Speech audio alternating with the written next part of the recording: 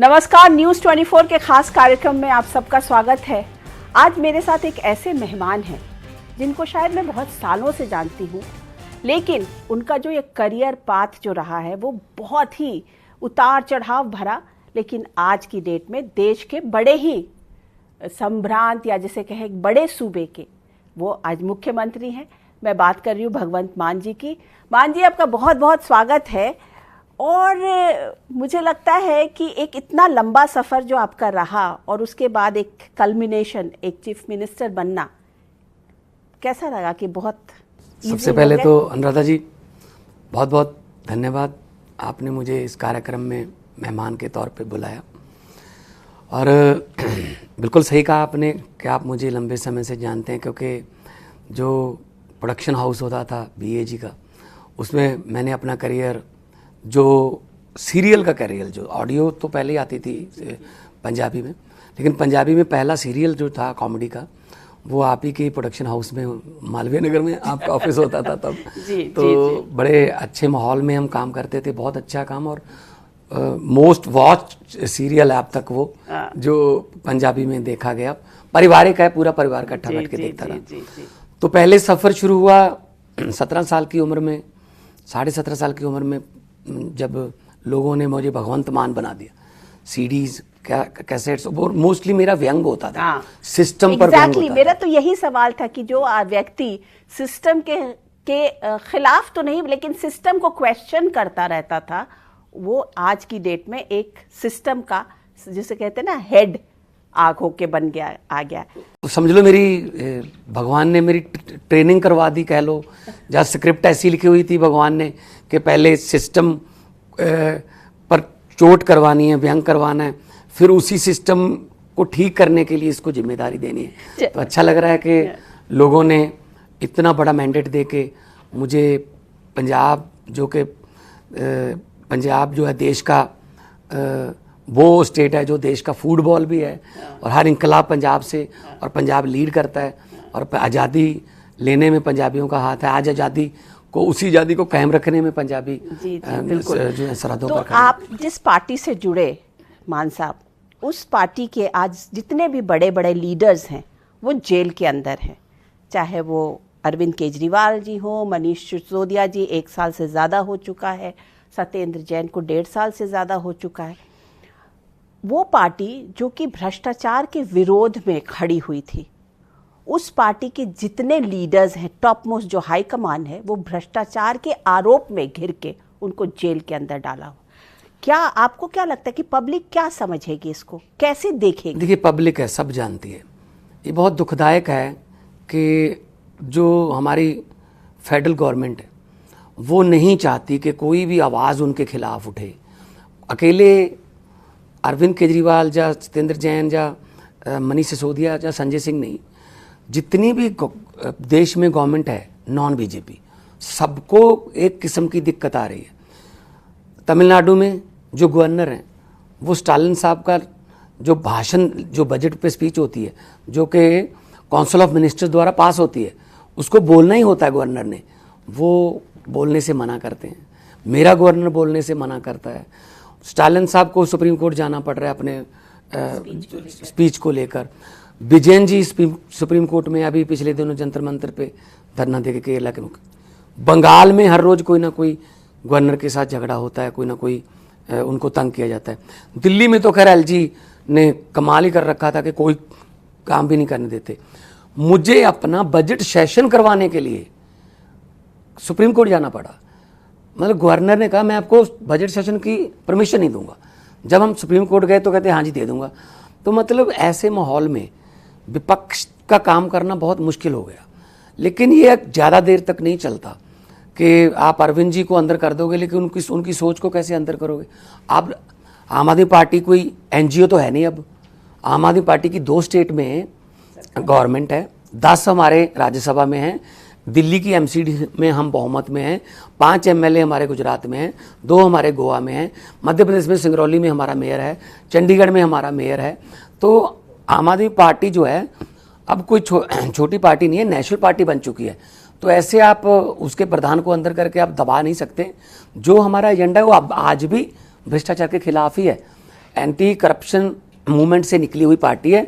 हम अपने असूलों पर खड़े हैं, हमारी नीति और नीयत दोनों साफ है। इनफैक्ट बीजेपी के जो सीनियर लीडर्स हैं वो तो यही कहते हैं कि जो पार्टी भ्रष्टाचार के खिलाफ निकली थी वो सबसे भ्रष्ट पार्टी आज की डेट में है। उसके उनका कहने से क्या होता है? वो तो फिर वो तो ये भी कहते थे प्रधानमंत्री जी कि ना खाऊंगा ना खाने दूंगा। जितने खाने वाले थे सारे ले लिए थे अपनी पार्टी में। वो कहते हैं पूर्व पश्चिम उत्तर दक्षिण कोई भ्रष्टाचारी नहीं छोड़ूंगा, मतलब बीजेपी में ले लूंगा। जो भी आता है उसको बीजेपी का पट्टा पहनाते हैं, वॉशिंग मशीन में धुल जाता है। जिनके पहले खिलाफ बोलते थे वही आज उनके फेवरेट नेता बन गए। तो उनके कहने से कुछ नहीं होगा। कोर्ट पे हमें यकीन है। अभी तक देखो, संजय सिंह की जमानत हुई, ईडी ने क्या कहा, हमारे पास कोई सबूत नहीं है जी, जमानत का विरोध नहीं करते। तो वही तो केस है फिर। तो इनका बस सिर्फ ये था कि एक ही पार्टी है जो इनको रोक सकती है, और रोक चुके हैं कामयाबी से। दिल्ली और पंजाब में हमने इनकी लहर को रोका है। तो उनको ये डर है, और डर से निकली हुई ये गिरफ्तारी है।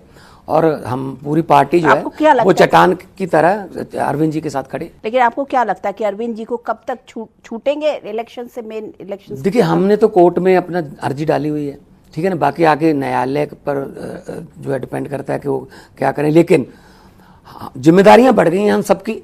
अरविंद जी ने यही मैसेज दिया है कि भले ही मैं अंदर हूं लेकिन प्रचार में कोई कमी नहीं रहनी चाहिए। मैं असम गया, मैं पिछले दिनों, मैं गुजरात जाके आया हूँ पिछले दिनों। बहुत भारी भरकम इकट्ठ हुए गुजरात में। और कुरुक्षेत्र तो मेरे साथ ही है, बिल्कुल कुरुक्षेत्र जाऊँ। दिल्ली में भी जाऊँगा। दिल्ली से हमारे स्टार प्रचारक पंजाब भी आएंगे। हम मिलकर परिवार की तरह काम करेंगे। लेकिन देखा ये जा रहा है भगवंत मान जी कि अरविंद जी के बाद एक स्टार प्रचारक की लिस्ट बनी तो उसमें सुनीता केजरीवाल का नंबर 2 पे नाम था और आपका नंबर 3 पे। तो क्या ये माना जाए, देश ये माने कि अरविंद जी के बाद अगर अरविंद जी को नहीं छोड़ा गया तो सुनीता केजरीवाल आम आदमी पार्टी की हाईकमान होंगी? नहीं, हमारे यहाँ नंबरिंग की या चेहरे की गेम नहीं है। हमारे यहाँ हाई कमांड कल्चर नहीं है। हम सारा एक परिवार है। जब 2019 की इलेक्शन हो रही थी, 2022 की इलेक्शन हो रही थी, तो सुनीता केजरीवाल जी और हर्षिता, अरविंद जी की बेटी, और साथ में अनीता संजय सिंह जी और राघव चड्ढा की मम्मी, ये सब आए थे। हमने एक लेडीज़ के लिए एक रखा था कार्यक्रम। तब उन्होंने ये कहा था मैं अपने देवर के लिए प्रचार करने जा रही हूँ। हर्षिता ने पोस्ट किया था मैं अपने चाचू के लिए आई हूँ। तो हमारा एक परिवार है, हम बड़े छोटे नहीं हैं। जब मेरी शादी हुई थी तो हमारे यहाँ सिख धर्म में यह है कि जब लामा होती हैं तब ये बोला जाता है कि लड़का लड़की के दोनों के माता पिता खड़े हो जाएं अपने अपने स्थान पे, अरदास होगी। तो डॉक्टर गुरप्रीत के मम्मी पापा हैं, मेरे पापा नहीं हैं, उनकी डेथ हो गई थी 2011 में। मम्मी है। तो फिर अगर बाप नहीं है तो बड़ा भाई खड़ा होता है बाप की जगह। तो बड़े भाई के तौर पे अरविंद जी खड़े हुए थे। तो हम तो उस कल्चर से निकले हुए हैं। हमारे यहाँ बड़ा छोटा 2 नंबर 3 नंबर ये कुछ नहीं है। लेकिन जैसे कहा जाता है कि आपको अमित शाह ने कहा कि आप अरविंद केजरीवाल के ट्रैवल प्लानर हो। एक तंज में उन्होंने एक भाषण में कहा था कि भगवंत मान उनको जगह जगह लेके जाते हैं, वो उनके ट्रैवल प्लानर है। तो क्या भगवंत मान सुनीता केजरीवाल के भी ट्रैवल प्लानर होने वाले हैं? नहीं, ट्रैवल प्लानर का मतलब क्या हुआ? जो हम काम जैसे आप कल उनको मैं मुख्यमंत्री के तौर पे जा रहा था। मैं मुख्यमंत्री के तौर पे जाता था, वो दिल्ली के मुख्यमंत्री के तौर पे जाते थे। क्या हमारा फर्ज नहीं बनता देश के नागरिक होते हुए कि जो काम हमने किए हैं वो हम पूरे देश में बताएं, ताकि वो जिस स्टेट में जा रहे हैं उस स्टेट के लोगों को भी पता चले कि हम भी अपने मुख्यमंत्री से ये काम कराएं। पंजाब में 90% लोगों को बिजली का बिल फ्री है। 43,000 हमने सरकारी नौकरियां दे दी। पंजाब में हम घर घर राशन जो है वो घर घर जाके राशन दिया जाता है। पंजाब में हमने करप्शन पर कंट्रोल कर लिया है। पंजाब में हमने प्राइवेट थर्मल प्लांट खरीद लिया गवर्नमेंट ने। अदरवाइज जो ट्रैवल प्लानर कहते हैं उन्होंने अपने दोस्तों को बेचा है, सब कुछ बेच दिया, तेल बेच दिया, रेल बेच दिया, भेल बेच दिया, LIC बेच दी। तो मैं भी एक देशभक्त हूँ, देश का नागरिक हूँ। मेरा फर्ज बनता है जो मैंने काम किया मैं देश में फैलाऊँ उस अच्छे काम को। तो इसीलिए मैं जा रहा था। अब मैं कल भी जाऊँगा। मैंने रांची जाना है। तो हेमंत सोरेन के साथ भी यही किया। कल्पना जी भी आए थे 31 मार्च को, अपना उनके मुख्यमंत्री भी आए थे। तो क्या एक दूसरे के साथ जाने में ट्रैवल प्लानर हो जाता है? तो मैं जानता हूँ दुख HM साहब का, क्योंकि उनको लेके नहीं जाते मोदी जी कहीं भी। पूरी दुनिया में कौन जाता है, अकेला जाता है मोदी, कभी देखा उनको? ये तो एयरपोर्ट पे रिसीव करने जाते हैं। हम तो इकट्ठे जाएंगे, हम पूरा परिवार है, जहाँ जहाँ वो भी आएंगे, इधर आएंगे वो। तो इसीलिए हमारे यहाँ अच्छे कामों को बताने में क्या हर्ज है। हम नाम की नहीं, काम की राजनीति करते। तो एक बात बताइए, क्या ये माना जाए, लोग माने कि सुनीता केजरीवाल, अगर अरविंद केजरीवाल को नहीं छोड़ा गया तो वो मुख्यमंत्री बन सकती हैं दिल्ली की? ऐसा तो अभी कोई ऐसा कानून भी नहीं है कि अरविंद केजरीवाल को मुख्यमंत्री पद छोड़ना पड़े। कौन से कानून में लिखा है कि ऐसे? तो सिटिंग मुख्यमंत्री किसी को भी पकड़ के कोई भी आरोप लगा के बोल देंगे चलो इस्तीफा दो। पूरे देश के जो नॉन बीजेपी के मुख्यमंत्री हैं उनको तो ये जेल में करके इस्तीफा ले लेंगे, पार्टियां तोड़ देंगे बाद में। कर ही रहे हैं ऐसा, पहले किया है इन्होंने, पहले मध्य प्रदेश में किया। अरविंद केजरीवाल जी ये कह रहे हैं कि मैं जेल के अंदर से सरकार चलाऊंगा। हाँ जी। तो क्या ये संवैधानिक होगा कि जेल के अंदर से सरकारें चले? आपको एग्जांपल देता हूँ। सुब्रतो सहारा चिट फंड के लिए 20,000 करोड़ का उन पर लगा दोष, और दोषी साबित भी हुए। तो सुप्रीम कोर्ट ने कहा पैसे दो लोगों के। तो उन्होंने कहा जी पैसे पे साइन तो मुझे करने पड़ेंगे, मुझे जो मैं प्रॉपर्टीज़ बेचनी है या चेक पे साइन करने, उसके लिए मुझे बाहर जाना पड़ेगा, मैं तिहाड़ में हूँ। तो सुप्रीम कोर्ट ने कहा ऑफिस बना के दे देते हैं। वो तो दोषी थे, ये आरोपी हैं। तो अगर उनको उनके लिए ऑफिस बन सकता है तो तिहाड़ जेल में हम जाएंगे, अभी कोर्ट में मुख्यमंत्री का ऑफिस बन सकता है। इसमें क्या है? कौन से कानून में लिखा है? अगर आपने या तो आप साबित कर दो करप्शन का केस, तो फिर वो दोषी हो गए, फिर इस्तीफा देंगे, नो प्रॉब्लम। पर आप कुछ भी इल्जाम ले जाकर अंदर करके उसके बाद करोगे, संजय सिंह को कह रहे हैं राज्यसभा की ओथ नहीं ले सकते, ये कैसे हो सकता है जी? तो इनके भी तो सारे जेलों में से निकले हैं ना। तो ऐसा नहीं है, ये गलत फहमी में है कि शायद अरविंद केजरीवाल का इस्तीफा लेके हम पार्टी, ये ना असल में ये पार्टी जो है ना बीजेपी, ये इनका काम ही यही है, इसके 5 तोड़ लो, इसके 6 तोड़ लो, इसके 4 तोड़ लो, यहाँ राज्यसभा का तोड़ लो, इधर से ये तोड़ लो, इसको भारत रत्न दे दो, इसको पद्मश्री दे दो। मतलब ऐसे काम नहीं चलेगा। लेकिन भगवंत मान जी कि ये तो मैंने माना कि वो कर रहे हैं, पर वो कहते हैं हम पॉलिटिक्स कर रहे हैं। तो ऑपोजिशन अगर नहीं पॉलिटिक्स कर रहा है तो इसमें उनका क्या दोष? अगर ऑपोजिशन अपनी स्ट्रांग उसके साथ में नहीं खड़ा है तो इसमें बीजेपी तो ऑपोजिशन को अगर भाषण ही नहीं करने दोगे, ऑपोजिशन को आप बाहर नहीं आने दोगे, रैलियां नहीं करने दोगे, ऑपोजिशन को आप अंदर करके रखोगे। हेमंत सोरेन अंदर कर दिया कि आपको आपकी सरकार तोड़ देंगे। दुष्यंत चौटाला को 5 साल इस्तेमाल किया, चलो नमस्कार। शिवसेना का तीर कमान चुनाव चिन्ह था वो छीन लिया। शरद पवार का एनसीपी का घड़ी चुनाव चिन्ह था वो छीन लिया। मतलब अपोजिशन को आप ना तो आप उनका कोई चुनाव चिन्ह रहने दोगे, ना ही आप उनको प्रचार करने दोगे। फिर कहो जी हमारी लहर है। अगर लहर है तो जीतो, सर माथे पे, पब्लिक से जीतो। लेकिन जीतने के तरीके क्या हैं? चंडीगढ़ का मेयर देखा था कैसे बना? आप ही ने दिखाया था सबसे पहले कि कैसे एक एक करके वो आदमी ऐसे कैमरे की तरफ देख के वोट काटता जा रहा है। तो एकदम से बिठा दिया, जीत गए। जैसे ये करते हैं ना वहाँ लोकसभा में कोई ऑर्डिनेंस पास करना था, हाँ वाले हाँ कहें, ना वाले ना कहें, हाँ वालों की जीत हुई, हाँ वालों की जीत हुई, चलो जी कानून बन गया। हम सुप्रीम कोर्ट गए, चीफ जस्टिस साहब ने कहा दिखाइए वोट, देखे वोट, 8 वोट आम आदमी पार्टी के थे। पहली बार हुआ जुडिशियल हिस्ट्री में कि चीफ जस्टिस ने कहा कि मेयर ये होगा। मेरी बात ये बता दीजिए अनुराधा जी, मुझे इस बात की खुशी है कि हमारा मेयर है चंडीगढ़ में, लेकिन एक बात की चिंता बहुत है। 36 वोट में गिनने थे सिर्फ, उसमें से 8 खराब कर दिए। 4 जून को 92 करोड़ वोट गिनने हैं, कितने खराब होंगे, कैसे करेंगे? अरे भाई लोकतांत्रिक तरीके से जीत जाइए, हम भी सर माथे पे लेंगे। लेकिन आप ऐसे जबरदस्ती करोगे, उनके कागज नहीं भरने दोगे, उनको रैली नहीं करने दोगे, फिर तो ये लेकिन आप लोग तमाम बार, मनीष सिसोदिया कितनी बार उनके उस बेल पिटीशन को लेकर के गए हैं, और अगर इतनी सही अगर है बात तो अगर, और आपको लगता है कि आप जुडिशरी में विश्वास कर रहे हैं, तो जुडिशरी को फिर देना चाहिए ना बेल, क्यों नहीं दे रहे? कहीं ना कहीं तो अब जुडिशरी में, सब जुडिस केस में तो मैं कैसे बोल सकता हूँ। लेकिन मुझे इतना पता है मनीष सिसोदिया के घर पे कितनी बार गए, उनके लॉकर जब खोले बच्चों के खिलौने मिले, यूपी में उनके पैतृक गाँव में भी चले गए, एक चवन्नी नहीं मिली आज तक। तो ऐसे जैसे संजय सिंह के घर से कुछ नहीं मिला, ऐसे ये 6 महीने बाद अरविंद केजरीवाल को भी कहेंगे कि ये हमारे पास कोई सबूत नहीं। वो तो ईडी के केस में ईडी कह रही है अरविंद केजरीवाल के लिए कि वो किंग पिन है, वो किंग पिन है एक्साइज पॉलिसी घोटाले। ईडी किसकी है जी? ईडी गुजरात गई है कभी? ईडी कभी यूपी गई है? ईडी ने कभी राजस्थान देखा है? ईडी को पंजाब, दिल्ली, बंगाल, केरला, तमिलनाडु और झारखंड, बस यही ईडी है। ईडी को तो ये हथियार की तरह इस्तेमाल कर रहे हैं, सीबीआई को हथियार की तरह इस्तेमाल कर रहे हैं, सुप्रीम कोर्ट की बात नहीं मानते। आप कह रहे हैं ना कि जुडिशरी आपको क्यों नहीं ऐसा करती, जुडिशरी ने किया था, 5-0 का फैसला दिया था दिल्ली में कि सर्विसेज जो हैं वो चुनी हुई सरकार की हैं। 6 बजे जानबूझकर उसी दिन, ताकि कोर्ट ना लगे, उसके बाद 6 बजे ऑर्डिनेंस ला के वो सुप्रीम कोर्ट का फैसला पलट दिया। किसकी मानते हैं ये? मानते हैं किसी की? आपस में नहीं मानते एक दूसरे की। 3 या 4 मंत्रियों के सिवा मेरे ख्याल में पूरा देश मंत्रियों के नाम नहीं जानता होगा। तो जिधर देखो मैं, जिधर देखो मैं, ऐसा तो चलता नहीं है। हुकूमत वो करते हैं जिनका दिलों पर राज होता है। यूं कहने को तो मुर्गे के सर पे भी ताज होता है। तो मतलब अब किसको मुर्गा कह रहे हैं? मतलब जो अपने आप को समझ रहे हैं कि हम, हमारे सर पे ताज है तो हम राजे हैं।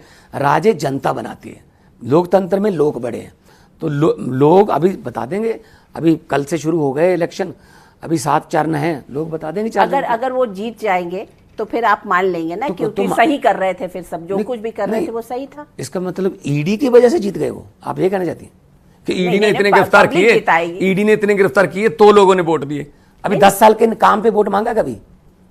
15 लाख आ गया आपके खाते में, काला धन पहुंच चुका देश में, 2 करोड़ पर ईयर जो नौकरी मिली थी मिल गई, भारत बन गया पावर, बहुत बड़ी पावर। ये कह रहे हैं कि 5th ट्रिलियन हमारी 5th इकोनॉमी है वर्ल्ड की, हम 3rd इकोनॉमी बन जाएंगे। पर कैपिटा में हमसे बांग्लादेश आ गया है। ये बात तो कहने में क्या है, बात तो 6 बजे लग जाते हैं टीवी से सारे चैनल, बस एक ही शब्द, एक ही टोन में। कोई बात नहीं, ऐसा है, यहाँ भी चैनल थे इनके, मेरी अपोजिशन पार्टी के अकाली दल का अपना चैनल था, वो दिन रात मुझे गालियां, अरविंद जी को गालियां और अपनी तारीफ। क्या कर लिया? कितनी सीटें आई हैं? 3। तो ये पब्लिक है, जब मूड बनाती है पता नहीं चलता फिर कब बनाती है। अच्छा ये बताइए कि आपकी पार्टी के बहुत सारे लीडर्स अभी जेल में हैं, तो आज की डेट में डिसीजन मेकिंग कौन कर रहा है? कलेक्टिव है हमारी डिसीजन मेकिंग। क्या भगवंत मान उसमें बहुत एक्टिव पार्टिसिपेशन है? भगवंत मान जो मेरी ड्यूटी है, देखो डॉक्टर संदीप पाठक है, हमारा संगठन प्रभारी है, बहुत पढ़े लिखे बंदे, IIT की प्रोफेसर की नौकरी छोड़ के आए हैं। वो पहले भी संगठन देखते थे देश का, आज भी देखते हैं। और संजय सिंह जी हैं, गोपाल राय जी हैं, सौरभ भारद्वाज है, आतिशी जी हैं, और सब मेरी ड्यूटी प्रचार पे है, मैं प्रचार में जाता हूँ। किसी की ड्यूटी जो है वो अपना मीडिया मैनेजमेंट में, मीडिया में जाते हैं। पार्टी प्रॉपर कलेक्टिव डिसीजन लेती है, कोई ऐसी बात नहीं है। लेकिन अरविंद केजरीवाल जी के और मनीष सिसोदिया के जेल में जाने से पार्टी पर इम्पैक्ट तो पड़ा होगा, लोगों का मोरल डाउन हुआ होगा, काडर थोड़ा बिखरने लगा होगा, लोगों को लग रहा होगा अब क्या होगा। इस सवाल को उल्टा कर लो, आपके सवाल मोराल आप हुआ है कि कोई बात नहीं, आप हमें दबाना चाहते हो, कोई बात नहीं, हम आपका जवाब देंगे, जेल का जवाब वोट से देंगे। कोई बिखरे नहीं है, बल्कि इकट्ठे हो रहे हैं। 31 मार्च को पूरा इंडिया गठबंधन इकट्ठा हो गया था, इकट्ठे हुए हैं हम। तो हम इंडिया गठबंधन के लिए जा रहे हैं ना, हेमंत सोरेन जी के जहाँ, वहाँ वो आए थे, हम भी उनके पास जा रहे हैं। ये 31 मार्च में से निकला हुआ फंक्शन है कि हम भी इकट्ठे होकर वहाँ काम करेंगे। तो मोराल भी अप है। और 4 जून को मैं आपके साथ इंटरव्यू करूँगा। 4 जून को भारत में बहुत बड़ी शक्ति बन के आम आदमी पार्टी निकलेगी। अच्छा ये बताइए कि आप अरविंद केजरीवाल ऑपोजिशन के साथ काफ़ी आप लोगों की मीटिंग्स होती रही, फिर ऐसा क्या हुआ कि जो ऑपोजिशन का जो इंडी गठबंधन था वो जिस तरीके से बनना था वो बन नहीं पाया? क्या उसमें प्रॉब्लम क्या हुई, किससे प्रॉब्लम हुई, क्यों? कोई प्रॉब्लम नहीं है, हम इकट्ठे हैं, हम लड़ रहे हैं। देखो दिल्ली में 4-3 है, गुजरात में हम 2 सीटों पे लड़ रहे हैं, बाकी पे कांग्रेस लड़ रही है। तो बाकी हमने असम में 2 सीटें हमारे पास, कुरुक्षेत्र में हम 1 लड़ रहे हैं, बाकी 9 पे कांग्रेस लड़ रही है। तो पंजाब और बंगाल में नहीं, उन्होंने, ममता जी ने, और पंजाब, हमने पहले ही ये डिसीजन ले लिया था कि पंजाब में हम जो है गठबंधन नहीं कर सकते, क्योंकि अपोजिशन पार्टी मेरे को कांग्रेस है और आम आदमी पार्टी जीतेगी। तो आम आदमी पार्टी जीतेगी, सीटें तो हमारी इंडिया गठबंधन में ही जाएंगी ना।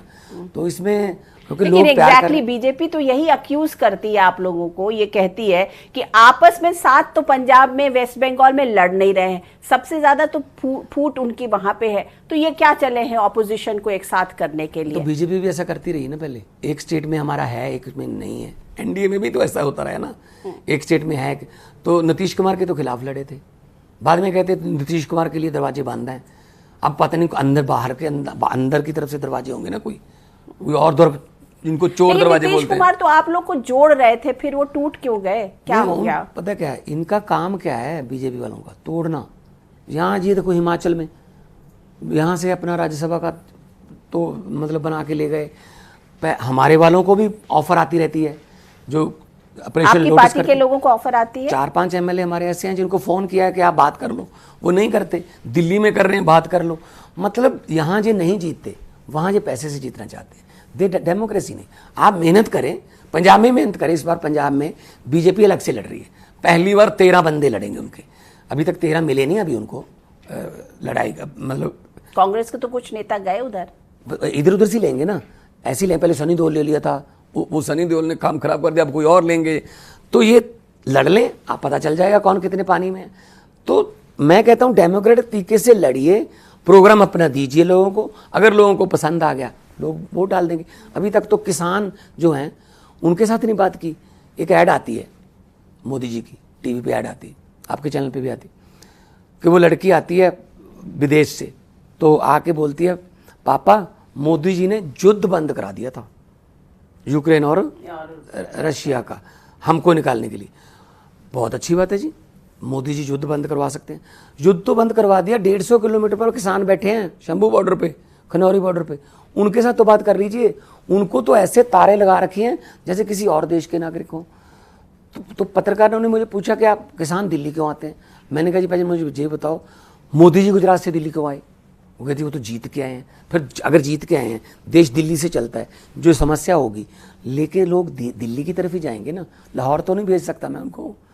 तो मतलब अपने घर में तो सब कुछ ठीक कर लो पहले, फिर बाद में बन जाना पूरी दुनिया के नेता। लेकिन एक बात बताइए, क्या भगवंत मान को इस बात का डर है कि अगर बीजेपी जीत के आई तो आपकी यहाँ की सरकार को भी वो तोड़ने की कोशिश करेंगे? पंजाबी हैं जी, पंजाबी हैं, जहाँ खड़ गए, जहाँ अड़ गए। तो पंजाबियों को खरीदा नहीं जा सकता। खरीदा उसको जाता है जो मंडी में हो, मार्केट में अवेलेबल हो। जो मार्केट में ही नहीं है उनको कैसे खरीदोगे? इससे पहले इन्होंने ट्राई की है लेकिन हो नहीं सकेगा ये काम। आपको भी कोई मैसेज भेजा क्या? मैं वही कहता हूँ, मुझे मैसेज क्यों आएगा जब मैं मार्केट में ही नहीं हूँ? तो कीमत क्या लगाएंगे जब मैं मंडी में ही अवेलेबल ही नहीं हूँ? कीमत तो उसकी लगाएंगे ना जिसने कोई घोटाला किया हो, उसको कोई दिखाएंगे फाइल खोल के, उसका कोई कमजोरी देंगे। मैं तो पैसे कमाने वाला काम तो मैंने छोड़ दिया जी।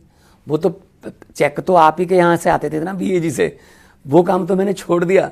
ठीक है ना, अब तो मैं इसी काम पे हूँ कि लोगों की सेवा करूँ। पंजाब को डेट से भी निकालना है।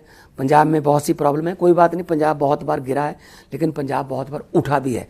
पंजाबी के शायर हैं सुरजीत पात्र, उनका एक शेर है कि होया जे पतझड़ आई तू अगली रुत विच यकीन रखी, मैं लब के लियाना कितों कलमा तू फुल्लां जोगी ज़मीन रखी। कि मैं कलमे ढूंढ लूँगा लेकिन फूल उगाने जैसी जितनी ज़मीन होनी चाहिए।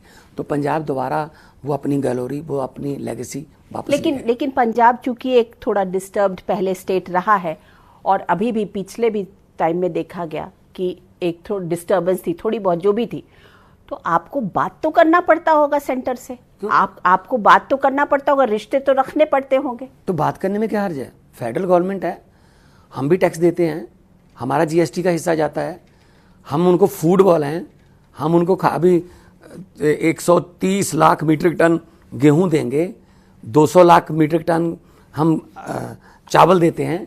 तो FCI खरीदती है, तो BSF के साथ मिलके काम करते हैं। 532 किलोमीटर हमारा पाकिस्तान के साथ बॉर्डर है, तो देश का हिस्सा है। आज़ादी हमारे पुरखों ने तो सिक्योरिटी के नाम पर क्या भगवंत मान को थोड़ा टाइट भी करते हैं वो लोग? फेडरल गवर्नमेंट सिक्योरिटी के नाम पर कि सिक्योरिटी, पंजाब में सिक्योरिटी चाहिए इसलिए आप यहीं तक कुछ कहेंगे, इसके आगे नहीं कहेंगे, इससे आगे नहीं बोलेंगे। मेरे साथ ऐसा कभी कुछ नहीं कहा। मैं देशभक्त बंदा हूँ। मैं जब वो आते हैं अगर प्रधानमंत्री जी आए या कोई HM साहब आए, कोई भी आए, हम उनका, पंजाबी हैं, अपनी हॉस्पिटैलिटी के लिए, मेज़बानी के लिए जाने जाते हैं, हम उनका स्वागत करते हैं। हाँ, जब हक मांगने हो तो हक मांगते हैं, भीख तो मांगते नहीं है। RDF का पैसा रोक रखा है 5500 करोड़। मैं सुप्रीम कोर्ट में हूँ कि मेरे पैसे दो RDF के, मैं मंडियों और मंडियों को जाने वाली सड़कें ठीक करूँ। मेरा NHM का पैसा रोक रखा है, 8000 करोड़ के पास लगभग हमारा पैसा रोक रखा है, जानबूझ के रोक रखा है। अब सुप्रीम कोर्ट में जाना पड़ा। यही तो दुख है कि पैसा तो हमारे लोगों का है ना, टैक्स तो हम लोग भी देते हैं ना, कोई अलग से तो हमारा कोई। आपका GST का पैसा आता है पूरी तरह से? GST का पैसा बड़ी मुश्किल से आया है, लेकिन हमारा GST 27% अप हो गया। हम 2 साल में 27% हमारा GST बढ़ गया। एक्साइज की हमारी बढ़ गई है कलेक्शन, हमारा जो स्टैंप कलेक्शन है वो बढ़ गई है। अगर हम पिछले 2 साल का बजट देखें तो हम ग्रीन में हैं, लेकिन लेगेसी भी तो लेके जानी पड़ेगी ना, पहले वाली जो उन्होंने कर्जा छोड़ा, मुझे समझ नहीं आई। लेकिन कर्जा तो आपने भी और बढ़ा दिया, 50,000 करोड़ का आपने और कर्जा ले लिया। 3 लाख था, वो 3,40,000 ये अभी पता चल गया आपको? आपको 3 लाख वाला सवाल कभी किससे पूछा? आपको नहीं पूछा था, कैप्टन से भी पूछा क्या था। क्या बोले फिर वो वही कि यहाँ पर सिक्योरिटी के लिए बहुत खर्च होना पड़ता है। सिक्योरिटी का कोई खर्च नहीं होना पड़ता है। इन्होंने कहाँ खर्च किया? मैंने तो प्राइवेट सेक्टर का एक थर्मल प्लांट भी खरीद लिया, 43,000 नौकरियां दे दी, 90% लोगों को बिजली फ्री है, खेतों में बिजली फ्री है, किसान का पैसा मंडी में इधर ट्रैक्टर आता है, उधर पैसा अकाउंट में जाता है। CCL का पैसा हम कभी नहीं रोकते। बहुत ही विजनरी तरीके से पंजाब को चला रहे हैं। हमारे 92 हैं, 92 से 80 तो फर्स्ट टाइमर है, यंग है, कुछ नए idea, out of box ideas हैं। तो अभी पुरानी लेगेसी को लेके जाना पड़ेगा, लेकिन पंजाब को कर्जा भी उतारना है पंजाब का, और लोगों को फैसिलिटीज़ भी देनी है। लीकेज बंद की है बस, जो पहले इधर उधर लीकेज हो जाती थी, पैसा खजाने में नहीं पहुंचता था, वो खजाने में पहुंच रहा है। खजाने का मुंह फिर पब्लिक की तरफ है। 70,000 करोड़ की आ चुकी है मेरे पास इन्वेस्टमेंट। टाटा स्टील वो आगे, Ludhiana second biggest after Jamshedpur. Sanatan textile, Godrej, अपना बर्वियो, एक कंपनी है जो पराली से बिजली बनाते हैं, वो आ गए, जर्मनी की कंपनी है। क्लास ऑलरेडी हमारे पास है, कारगिल है, सोनालिका पहले था, स्वराज है, एस्कॉर्ट है। मतलब पंजाब में कोई कमी नहीं है किसी चीज़ की। पंजाबी तो पूरी दुनिया में कामयाब हैं। पंजाबी तो वहाँ जाके भी अनुराधा जी कामयाब होता है जिस देश में गलती से आ गए हों, कि चलो यहाँ आ गए, चलो यहाँ कामयाब। हार्ड वर्किंग कौम है, तो इसीलिए हम कर्जा भी उतार देंगे पंजाब को। लेकिन एक बात बताइए कि आप चीफ मिनिस्टर हैं, और ये जो फ्रीबी वाली चीज़ चल रही है, जैसे आपने पूरे प्रदेश में बिजली मुफ्त की हुई है, या आपने पानी मुफ्त कर दिया है, तो इसका इम्पैक्ट कहीं ना कहीं तो एक्सचेकर पर पड़ेगा ना। वो फिर लोगों की आदत बन जाएगी, वो फिर कब जब लोग टैक्स दे रहे हैं, उस टैक्स के पैसे को आप किसी न किसी रूप में लोगों को दोगे, तो इसको फ्री भी आप कैसे बोल सकते हैं? मुझे ये बताइए। जब मेरे पास बिजली है, सरप्लस हूँ मैंने कोयला की खान चलवाई, पंजाब की कोयले की खान है झारखंड में, पछवाड़ा एक एरिया है, वो चला ली। 70 लाख मीट्रिक टन 1 साल में निकाल सकते हैं। थर्मल प्लांट 3 है हमारे पास। अभी तो ये घर वाली जो बिजली है ना, वो मतलब फ्री की है अभी, क्योंकि नया थर्मल प्लांट आ गया, कोयला है। अभी मैं इंडस्ट्री वाली भी उसका रेट कम करूँगा, इंडस्ट्री भी आएगी। या तो मैं स्टेट को कर्जे में डुबो के फिर कुछ कर रहा हूँ। मैंने तो जो 43,000 नौकरियां दी हैं, पहले भी थे वो, लेकिन कच्चे मुलाजम, पक्के मुलाजम, पता नहीं क्या नाम रखे हुए हैं ऐसे, अब उनसे काम लेना। अस्पताल बनाओगे तो डॉक्टर चाहिए, सारा स्टाफ चाहिए। स्कूल बनाने हैं तो स्कूल में आपको 4th क्लास भी चाहिए, आपको टीचर भी चाहिए, लाइब्रेरियन भी चाहिए। तो लोगों के पास डिग्रियां हैं, स्कूल खाली, स्कूल के सामने पानी की टंकी पर टीचर चढ़े हुए। तो अब हमने उतार लिए, काम कर रहे हैं। 14,000 से ज़्यादा टीचरों को पक्के किया है, रेगुलर किया उनका। तो अभी आने वाले दिनों में हम स्कूल ऑफ एमिनेंस शुरू कर चुके हैं, 9वीं क्लास से 10वीं 11वीं 12वीं तक। कल ही रिजल्ट आए हैं 10th क्लास के, 98% रिजल्ट आए हैं सरकारी स्कूलों के, और बच्चियाँ फर्स्ट आई हैं 100 में से 100 में से 99। अब पेरेंट्स का यकीन बन गया है कि हम प्राइवेट से निकाल के सरकारी में डाल सकते हैं, जैसे दिल्ली में है। ऐसे आम आदमी 829 आम आदमी क्लिनिक है, अगर आप आसपास कोई मौका मिले ना किसी आम आदमी क्लिनिक पर जाके देखना, तो लोग खुश हैं और लोग कह रहे हैं जी ऐसा तो हमने पहले 70 साल में नहीं देखा था। अच्छा, एक बात बताइए कि पंजाब को ना कभी कब कोई उड़ता पंजाब कहता था, नशाखोरी, ड्रग्स इनका मेनेस था। वो एक बहुत बड़ा मेनेस था और एक जैसे बोलते हैं ना कि बट्टा लगा हुआ था पंजाब के ऊपर। पंजाब मतलब ड्रग्स, इस तरीके का इक्वेशन लोग करते थे। उस पे क्या होगा? उस पे देखो, उस पे हम बहुत 3-4 लेयर में काम कर रहे हैं। उसमें सबसे पहले तो जितने भी ड्रग्स में चले गए बच्चे हमारे, उनको वापस ला के पहले मेडिकली फिर साइकोलॉजिकली उनको ये एहसास कराना है कि तुम समाज का हिस्सा हो। सबसे बड़ा काम है कि उनको नौकरी देनी है, उनको काम देना पड़ेगा। क्योंकि पंजाबी में कहते हैं, हमारे कहावत है, बेला मन शैतानी दा कर।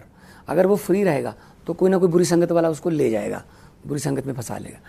काम दे देंगे तो फिर वो सोचेगा नहीं। सबसे पुलिस में भर्ती हमने शुरू कर रखी है हर साल। पहले ये 4 साल बाद करते थे, 5 साल बाद। 2200 लड़का हर साल भर्ती हो रहा है, लड़के लड़कियां। नौकरियां मिल रही हैं खुल के, बिना सिफारिश के, बिना किसी रिश्वत के। काम पे लग रहे हैं। स्पोर्ट्स में सबसे ज़्यादा काम किया हमने। इस बार 32 में से 20 मेडल एशिया खेलों में पंजाबियों के हैं और 1-1 करोड़ रुपया हमने उनको दिया। अप्रिशिएट कर रहे हैं। खेड़ा वतन पंजाब दे शुरू किया। मैं पूछ रही हूँ ये कि क्या ड्रग्स का जो मेनेस था वो कम हुआ है? बहुत ज़्यादा कम हो गया। बड़ी बड़ी मछलियाँ भी पकड़ी जा रही हैं हर रोज, कहीं से 2 किलो, कहीं से 5 किलो, 7 किलो। लेकिन एक है अनुराधा जी, मैं आपके चैनल के जरिए बताना चाहता हूँ, आप स्मगलिंग को इधर से रोक लोगे, वो इधर से ले आएंगे। आप इधर से भी रोक लोगे, वो इधर से ले आएंगे। उसके बजाय आप उनके कस्टमर ख़त्म करो। आप ये लोगों में, बच्चों में ये एहसास हो कि मैं पढ़ के मैं काम करना है, मुझे पक्का नौकरी मिलेगी, मैं बाहर की तरफ भी नहीं भागूंगा। क्योंकि यहाँ से बहुत ब्रेन ड्रेन भी हो रहा है ना। अब रिवर्स माइग्रेशन शुरू हो गई है। अब इधर आने लगे हैं कि अगर काम करते हैं, अच्छी गवर्नमेंट आ जाए ना, सब कुछ ठीक हो जाता है। तो आपको ये वाला जो आपने कहा है कि एक बट्टा लगा हुआ था, वे बड़ी जल्दी धुल जाएगा। क्योंकि भारत है वांग मुंदरी बिच नग पंजाब दा। अगर देश एक मुंदरी है, अंगूठी है, तो उसमें जो नग है वो पंजाब है। तो पंजाब की थोड़ी देर के लिए चमक थोड़ी नग की फीकी हो गई थी, लेकिन इसको चमका लिया। लेकिन जैसे जिस तरीके से बोलते हैं कि यंगस्टर्स जो है वो टेररिज्म की तरफ भी जाते रहे हैं और फिर उसके बाद माइग्रेशन होने लगा, तो ये जो चीज़ है कि पंजाब है तो मतलब टेररिज्म है। मैं आपको साउथ की या ईस्ट की एक बात बताऊंगी, जो एक परसीव्ड नोशन बना हुआ है, उसको आप कैसे खत्म करें? देखो, अभी जो कंपनियां आ रही हैं बेंगलोर से, पूना से, चेन्नई से, वो भी तो लॉ एंड ऑर्डर के बिना तो वो आ नहीं सकती ना। कि लॉ एंड ऑर्डर पहले चेक करेंगे ना, अपने कुलीग से पता करेंगे, अपने और इंडस्ट्री वालों से पता करेंगे कैसा है माहौल, इसीलिए आएंगे ना फिर वो। तो इतनी बड़ी बड़ी इन्वेस्टमेंट बिना लॉ एंड ऑर्डर अगर ठीक नहीं है तो आ ही नहीं सकती। मणिपुर में कैसे आएंगे अभी, जितनी देर ठीक नहीं होगा सब कुछ। तो परसेप्शन पहले की बनी हुई है। अब वही पंजाब, हमने रंगला पंजाब बनाने का एक नारा दिया हुआ है। ये रंगला पंजाब होगा। इसी धरती पे गिद्दे भंगड़े, इसी धरती पे कुश्तियाँ, इसी धरती से फौज में नौजवान भर्ती होंगे और पंजाब अपनी ग्लोरी वापस लेके आए। आप रिवर्स माइग्रेशन की बात कर रहे हैं क्या? हाँ? कर रहे हैं? कनाडा से कैसे लोगों को लेके? हम यहाँ उनको काम करने का मौका दे रहे हैं। स्टार्टअप्स कर रहे हैं लड़के, बहुत से लड़कियाँ आ गए। और मैं पंजाबियों को जॉब सीकर्स नहीं, जॉब प्रोवाइडर्स बनाना चाहता हूँ। नौकरियाँ मांगने वाले नहीं, नौकरियाँ बांटने वाले बनाना चाहता हूँ। बहुत टैलेंट है पंजाबी लड़कों में, लड़कियों में। आए, हम उनको माहौल देंगे। देखो, व्यापारी क्या चाहता है? व्यापारी चाहता है मुझे कोई तंग ना करे। व्यापारी चाहता है मुझे कोई, अब इससे पहले वाले जो थे, जब उनके पास कोई आता था, जी मैं 10,000 करोड़ की मैंने इन्वेस्टमेंट करनी है, मैं 5,000 बंदे को काम दे दूंगा, वो कहते हैं ये छोड़ दो।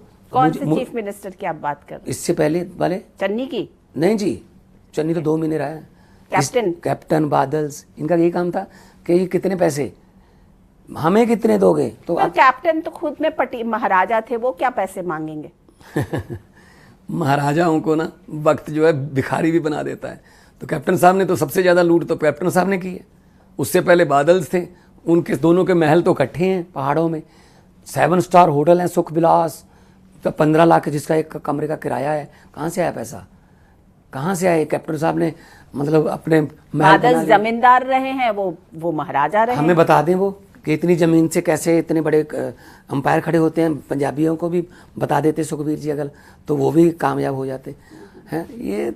ये तो उनकी करप्शन तो आपके लिए टारगेट नंबर 1 कौन है? मेरे लिए तो टारगेट नंबर 1 मेरा पंजाब है। पंजाब के यूथ को मैंने उसकी गैलोरी, उसकी लेगेसी, उसका विरसा और उसको मेहनत वापस देनी है। पंजाब फिर लीड करेगा। जितनी देर पंजाब लीड नहीं करेगा, देश नंबर 1 नहीं बनेगा दुनिया में। लेकिन एक तरफ तो आप लोग जो है वो फ्रेंडली फाइट या जो कह लीजिए अलायंस में कर रहे हैं, दूसरी तरफ आपका ये परसीव्ड व्यू है कांग्रेस के लीडर्स के लिए कि उन्होंने लूटा, उन्होंने ये किया। संविधान देखो तो ये एक्चुअली बीजेपी यही तो कहती है कि इनका रिश्ता है क्या, जब जहां चाहा तो वहां दोस्त हो गए, नहीं तो फिर दुश्मन, सब एक दूसरे को गाली देते एक तरफ तो संविधान बचाने की लड़ाई है ना, और लोकतंत्र। अगर संविधान ही न रहा, पार्टियां क्या करेंगे? हम दिल्ली में उनको दे दिए उनकी सीटें, 3-4 हम लड़ रहे हैं, तो मतलब लोकतंत्र तो खतरे में। आपको बता तो दिया चंडीगढ़ का मेयर कैसे बनता, अगर हम ना सुप्रीम कोर्ट जाते तो मेयर बनता। तो मतलब एक हमें बचाना है, पंजाब की लेगेसी हमने बचानी है। लोग आम आदमी पार्टी पे यकीन करते हैं। मैंने कहा है, मैंने नारा दिया है कि इस बार पंजाब बनेगा हीरो। यहाँ से 13-0, तो 13-0 जीतेंगे। 13 की 13 लोकतंत्र को बचाने के लिए इंडिया गठबंधन में देंगे ना, बाकी फैसला आगे बड़े नेता करेंगे क्या क्या कर। तो जब आप जैसे कि चन्नी के खिलाफ जाएंगे, बोलेंगे और फिर उनके साथ आपको रहना पड़ेगा, तो चन्नी कहाँ जाएंगे? चन्नी तो जलंधर में लड़ रहे हैं। मैं तो 13 की 13 लड़ रहा हूँ। 13 की 13 लड़ रहे हैं, 13 की 13 जीतेंगे हम। और जीत के फिर उसके बाद वो, आप उसको कांग्रेस क्यों कह रही हो आप इंडिया गठबंधन को? Congress is also a part of that alliance. वहाँ अखिलेश की पार्टी भी है, तेजस्वी की पार्टी है, ममता जी की पार्टी है, विजयन जी की पार्टी है, शरद पवार की पार्टी है, हेमंत सोरेन की पार्टी है, स्टालिन जी की पार्टी है। आप सिर्फ कांग्रेस को कह रहे हो इंडिया गठबंधन? नहीं, आपके पंजाब में और तो आपके हर तीसरे सवाल में आके नहीं लड़ रहे हैं। आपके हर तीसरे सवाल में ये है कि बीजेपी वाले ये कहते हैं, तो सवाल उनके लिस्ट उनके कहाँ यहाँ से लेके आए आप मुझसे पूछो ना कि क्या करोगे, क्या क्या हुआ क्या नहीं हुआ। उनके वाले तो जुमले आ रहे हैं। हम एक मिनट, अरविंद केजरीवाल और भगवंत मान जब पंजाब में कर रहे थे प्रचार, तो हम कह रहे थे हम गारंटियां दे रहे हैं, बिजली फ्री की गारंटी दे रहे हैं आपको, अच्छे अस्पतालों की गारंटी दे रहे हैं, अच्छे स्कूलों की गारंटी दे रहे हैं। बीजेपी वाले अब तक ना मैनिफेस्टो कहते थे, कभी उसको संकल्प पत्र भी कहते थे, थोड़ी देर घोषणा पत्र भी कहते रहे। अब वो भी आ गए ना मोदी की गारंटियां। चलो कोई बात नहीं, हमारा लफ्ज चोरी कर लिया, गारंटियां पूरी तो कर दो, कोई गारंटी तो पूरी कर दो जी। लोग यहां से रिवर्स माइग्रेशन की बात कर रहे हो, जो पूरे देश को छोड़कर कितने लाख लोग चले गए यहां से, कि यार क्या करें, कैसे करें, काम कैसे करें, कोई करने नहीं देता, सिर्फ 2-3 बंदों को ही प्रमोट किया जा रहा है। तो ऐसे देश नहीं चलेगा। मैं पार्लियामेंट में मैंने बोला था कि लंबे सफ़र को मीलों में मत बांटिए, कौम को कबीलों में मत बांटिए, एक बहता दरिया है मेरा भारत देश, इसको नदियों और झीलों में मत बांटिए। अच्छा, ये बताइए कि भगवंत मान का कांग्रेस से बेहतर अच्छा रिश्ता समाजवादी पार्टी से या जेएमएम से या ममता बनर्जी की टीएमसी से, उनसे ज्यादा बेहतर रिश्ता है विद इन द ऑपोजिशन? देखो, हम तो मिलते रहते हैं, मैं तो सबको, मैं तो अच्छा लगता है कि जो देश के लिए काम करे मेरा मित्र है वो। अगर उनको भी, उन्होंने अपनी अपनी स्टेट में मेहनत की है तो उनको मौका पब्लिक देगी, मैं तो दूंगा नहीं, ठीक है ना। मेरी दोस्ती से तो कोई फर्क पड़ने वाला नहीं उनको। लेकिन ऐसा है, क्योंकि न्यू कमर हैं हम भी और नॉन पॉलिटिकल बैकग्राउंड से आए हैं, और इतने बड़े बड़े पद हमने तो सोचे भी नहीं थे ज़िंदगी में कभी, तो निभाएंगे। अगर परमात्मा ने ड्यूटी लगाई है, को सोच के लगाई होगी। एक बास्केटबॉल का एक बहुत बड़ा प्लेयर है लेब्रॉन जेम्स, क्लीवलैंड्स के लिए खेलता है। वो कभी जीतता नहीं था, खुद बहुत बड़ा था, लेकिन साथ की टीम थोड़ा कमज़ोर रहती थी। एक बार उसने क्या किया, साथ की टीम जो थी वो खुद चुन ली, अच्छी टीम बना ली, जीत गया। उसके बाद जीतने के बाद उसको इंटरव्यू किया गया ग्राउंड में कि क्या कहना चाहेंगे। उसने कहा, पता नहीं क्यों भगवान मेरी मुश्किल कामों पर ड्यूटी लगा देता है, लेकिन शायद भगवान को पता है कि मैं मुश्किल काम कर लेता हूँ। अगर ड्यूटी मेरी लगाई है इस मुश्किल काम पे, भगवान हौसला भी देगा। हमारे पंजाबी में कहा जाता है, जो चुंझ देता है वो चोगा भी देता है, जो चोंच देता है वो दाना भी देता है ना। तो चोंच भी तो उतनी बड़ी होती है जहाँ से दाना निकालना होता है। जितनी इज्जत दे दी परमात्मा ने, अगर इतनी ही बनी रहे, मैं तो उतने में ही खुश हूँ, कम ना हो, और कोई फैसला ऐसा ना मेरे हाथों से हो जाए कि जिससे किसी एक घर का चूल्हा जो है उसकी आग बंद हो जाए। तो आप जब अरविंद केजरीवाल से भी जब मिलने गए थे जेल के अंदर, तो उन्होंने आपको क्या एडवाइस दी? उन्होंने कहा मेहनत करो, पंजाब का क्या हाल चाल है और बिजली का और उसका ठीक चल रहा है, बिल्कुल ठीक है। और क्योंकि हर फेज़ एंड वाले फेज़ में है, इसलिए अभी बाहर जा सकता हूँ। तो मैंने कहा गुजरात जा रहा हूँ परसों, और एक शायद 7 मई को गुजरात में है, 2 लड़ रहे हैं, भरूच और भावनगर। एक बार शायद फिर जाना हो तो सिपाही बन के, उनके अरविंद केजरीवाल के सिपाही बन के लड़ेंगे। और उन्होंने कभी हम पर वो हाई कमांड कल्चर नहीं थोपा कि आपको ये करना है, ये नहीं करना है। उन्होंने कहा पंजाब में मेरा मैसेज दे देना लोगों को कि मैं बिल्कुल ठीक हूँ, हाँ आप मेरे साथ खड़े हो रहोगे तो मैं और भी ठीक रहूँगा, और आने वाले दिनों में मुलाकात और भी होगी। जब अभी आप मिलने गए थे तो मैंने सुना आपका ही एक उसके बाद छोटा सा कि यू फेल्ट वेरी बैड, आपको इमोशनली बहुत आपको। देखो जैसे हम बैठे हैं, वो भी सिटिंग सीएम है, मैं भी सिटिंग सीएम, कोई आरोपी हैं, दोषी थोड़ी हैं। ऐसे शीशा लगा हुआ, बहुत मतलब थिक, और जाली इधर भी जाली उधर भी, यहाँ पे एक इंटरकॉम पड़ा, वहाँ पे इंटरकॉम पड़ा, ऐसे बात की हमने जैसे कोई बहुत बड़े खतरनाक अपराधी के साथ मिलने गया हूँ मैं। अभी तो भाई आरोप ही लगाया है, और वो जिस बंदे ने आरोप लगाया, उस जिसकी शिकायत पर पकड़ा, उसने आपको 55 करोड़ का इलेक्ट्रिक बॉन्ड दिया हुआ है। तो थोड़ा ये भी सोच लो, हमारे वाला तो कोई रिकॉर्ड पे भी नहीं है, तुम करो तो चंदा, कोई और ले ले तो धंधा। मतलब ये ऐसे चलता है काम क्या। मतलब जब सोनिया गांधी जी मिलने जाती थी चिदम्बरम को, जड्डी के शिव कुमार को, तब जेलर के कमरे में ऐसे 1 to 1 बैठ के बात होती थी। जब प्रकाश सिंह बादल मिलने जाते थे चौटाला को, तब ऐसे बैठ के 1 to 1 का बात होती थी।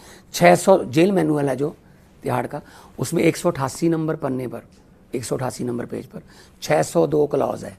उसमें ये लिखा हुआ है कि वेल बिहेव जो प्रिजनर्स हैं, ये जो जेल सुपरडेंट है उनको कमरे में मिला सकता है। क्या अरविंद केजरीवाल वेल बिहेव नहीं है क्या? वहाँ वो कोई हंगामा करता है?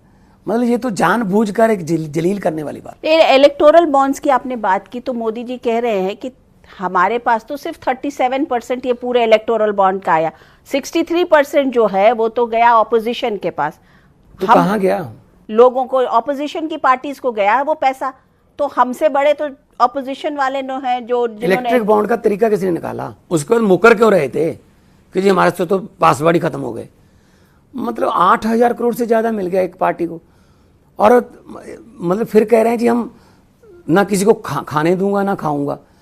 तो मतलब अभी पार्टी जो है कहाँ खर्चेगी? वो अपने प्रचार में खर्चेगी वो। तो ये हर बात मोदी जी की सही नहीं होती। मैंने पार्लियामेंट में बोला था 15 लाख की रकम लिखता हूँ तो कलम रुक जाती है, काले धन के बारे में सोचता हूँ तो स्याही सूख जाती है। हर बात ही जुमला निकली। अब तो ये भी शक है क्या चाय बनानी आती है? मुझे लगता है चाय भी नहीं बनानी आती होगी। लेकिन उनके भाषण में, कुछ भी बोल देते भाषणों में, उनके भाषणों को अगर आप सुने तो वो कहते हैं कि अगर हम लोग भ्रष्टाचार के खिलाफ एक अभियान चला रहे हैं, और अगर ईडी अभियान चला रही है, वो एक इंडिपेंडेंट एजेंसी है, सीबीआई एक इंडिपेंडेंट एजेंसी है, अगर वो भ्रष्टाचारियों के खिलाफ अभियान चला रही है तो इसमें गलत क्या है? और वो उनका तो ये मानना है कि लोग मान रहे हैं कि हाँ ठीक है, सब खत्म होना चाहिए। तो अगर इंडिपेंडेंट एजेंसी है, बीजेपी वालों के घर पे क्यों नहीं जाती? या इनके जो अलायंस है उनके घर पे क्यों नहीं जाती ईडी? ईडी सिर्फ अरविंद केजरीवाल के लिए, ईडी सिर्फ नॉन बीजेपी पार्टियों के लिए क्यों रखी हुई है? हाँ ऐसा करते हैं, कल कोई पार्टी जो है इंडिया अलायंस की, वो बीजेपी में शामिल हो जाए, उनको मतलब ईडी से मुक्त हो जाएंगे। इंडिपेंडेंट कौन? इलेक्शन कमीशन इंडिपेंडेंट नहीं रहने दिया इन्होंने। सुप्रीम कोर्ट की बात नहीं मानते। जजों ने लिखा है कि जुडिशरी को बदनाम किया जा रहा है। तो मतलब सीबीआई, एनआईए जितनी भी डराने वाली हैं, सब इसी काम के लिए रखे हुए हैं। ईडी आ जाएगी वरना। अच्छा आप इलेक्ट्रिक बॉन्ड देखो उनके, जिन जिन ने दिए, पहले ईडी का छापा, 10 दिन बाद बॉन्ड, फिर ईडी का छापा, फिर बॉन्ड, फिर सीबीआई, फिर बॉन्ड। ऐसे क्यों है? इंडिपेंडेंट है क्या? ये काम के लिए रखी हुई है ईडी के, आप छापा मारो उसके बाद बॉन्ड लेने इनसे। अच्छा तो डरा के काम कर रहे हैं, गलत है। अच्छा एक बात बताइए कि आपकी पार्टी के बहुत सारे राज्यसभा के मेंबर्स जिनको राज्यसभा में नॉमिनेट किया गया था, आजकल वो दिख नहीं रहे। कुछ 8-10 चेहरे ही दिख रहे हैं। क्या बात है? वो लोग 10 हैं? नहीं, वो लोग दिख नहीं रहे हैं। बहुतों को आप लोगों ने राज्यसभा दिया पंजाब से। नहीं दिख रहे हैं। सीचेवाल जी काम कर रहे हैं, अशोक मित्तल जी हमारे काम कर रहे हैं, संजीव अरोड़ा जी हमारे अपने वो मेडिकल लाइन में बहुत काम कर रहे हैं, लुधियाना में हॉस्पिटल बनाने के। डिफेंड करने के लिए सामने नहीं आ रहे? नहीं हैं, सारे हैं। बी सीचेवाल साहब आज वहाँ सुनीता जी को मिल के आए हैं। राघव चड्ढा इंग्लैंड गए हुए हैं, जो आपका सवाल है। हाँ। असल में है ना, इंग्लैंड गए हुए हैं। उनकी दोनों आंखों में रेटिना में स्पॉट था, उनका ऑपरेशन हुआ है। 2-4 दिन में वो वापस आ जाएंगे। बिल्कुल, हमारी पार्टी इकट्ठी है, इसमें कोई हमें कहाँ से भागना है। हाँ। भागेगा तो वो जो जिसने कोई गलत काम किया होगा। हम तो खड़े रहेंगे और रहेंगे। इन्होंने क्या किया, इनकी नफरत का हद देखिए। 80% कुर्बानियां, 80% से ज़्यादा कुर्बानियां देश को आज़ाद करवाने में पंजाबियों की है। भगत सिंह जी, राजगुरु सुखदेव, करतार सिंह सराभा, शहीद उधम सिंह। 26 जनवरी की परेड में से इन्होंने पंजाब की झांकी निकाल दी बाहर कि ये नहीं आएगी, पास नहीं हुई, रिजेक्ट हो गई। भगत सिंह को रिजेक्ट करने वाले कौन है जी? ये बड़े हो गए देश से क्या? उनसे बड़े हो गए जी? तो ये ऐसी नफरत कर रहे हैं। मुझे तो ये डर है, अगर इनका बस चले तो ये जो राष्ट्रीय गान है हमारा जन गण मन, उसमें से पंजाब का नाम निकाल देंगे ये।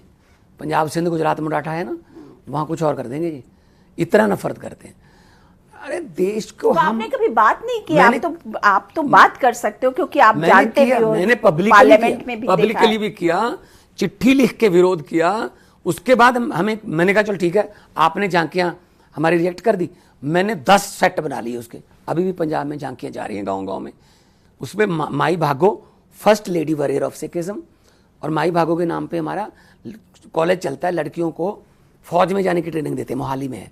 उसमें हमारा कल्चर की एक झांकी है, फुलकारियाँ, साग, लंगर, और उसमें हमारा कुर्बानियों की है, जिसमें सभी योद्धाओं की फोटो, जलियांवाले बाग का साका जो है। तो ये इसमें क्या गलत है कि जो इनके थीम पर सही नहीं उतरा? बस पंजाब की है इसलिए नहीं, तो ये ऐसा तो नहीं चलेगा।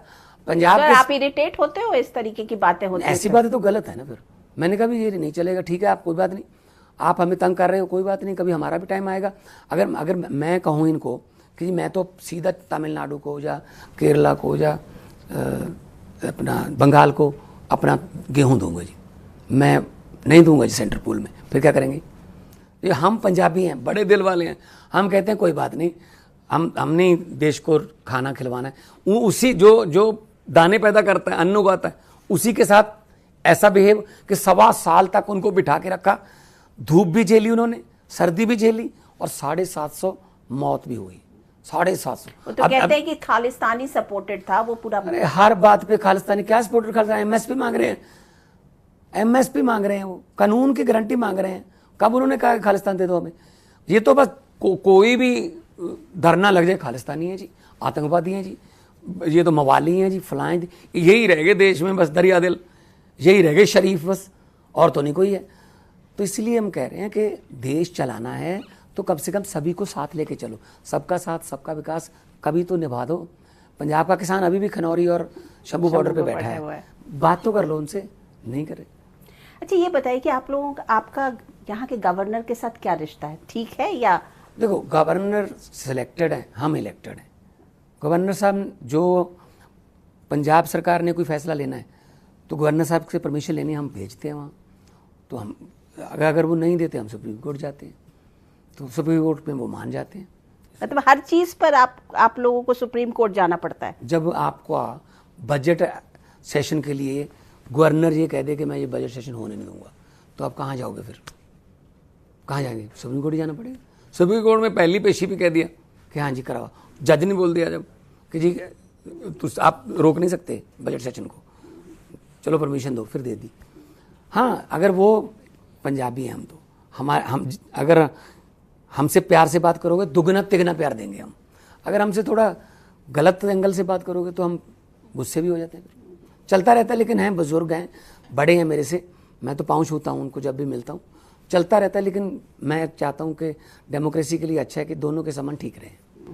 अच्छा ये बताइए कि इसके बाद कि आपका जो पूरा ये, चूंकि आप अच्छा बोलते रहे हैं, तो इसका इम्पैक्ट आपके पॉलिटिकल करियर पर पड़ा कि आपकी बोली जो है, आप फट से कुछ शेर व शायरी याद कर लेते हैं, कुछ मुहावरे याद कर लेते हैं।